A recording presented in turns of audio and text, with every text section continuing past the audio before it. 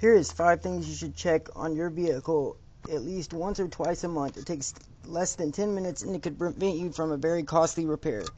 The first one is oil level. Pull out the dipstick.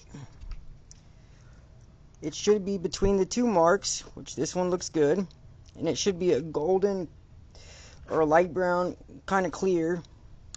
If it's black and gritty, it's time for a change. Tire pressure.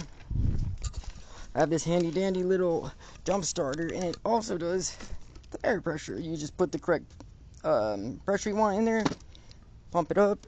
The correct the tire pressure label is on the door jamb. Do not follow the one that's actually on the tire. Most people do this, but that's incorrect. Number 3, you want to check the coolant level. This one is definitely low. This is the fill line, and it's definitely low. And another thing, do not open this when it's hot. You want the vehicle to be completely cooled off, or you will get a 3rd degree burn or 1st degree. I don't know which one it is. Next is brake fluid. The reservoir is usually near the back of the engine. It should be clear to light yellow. Dark brown fluid means it's absorbed moisture and needs replaced, which I don't know if y'all can see, but looks good.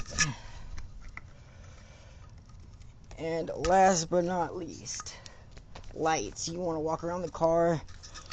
You want to check your headlights, which I don't have installed currently.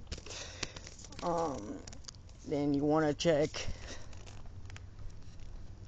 your brake lights, tail lights, turning signals.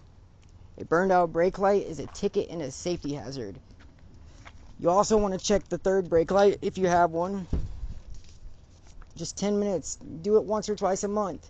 Want someone to do this for you? Text MTV Mobile Repair. We do mobile inspections all across Dallas-Fort Worth.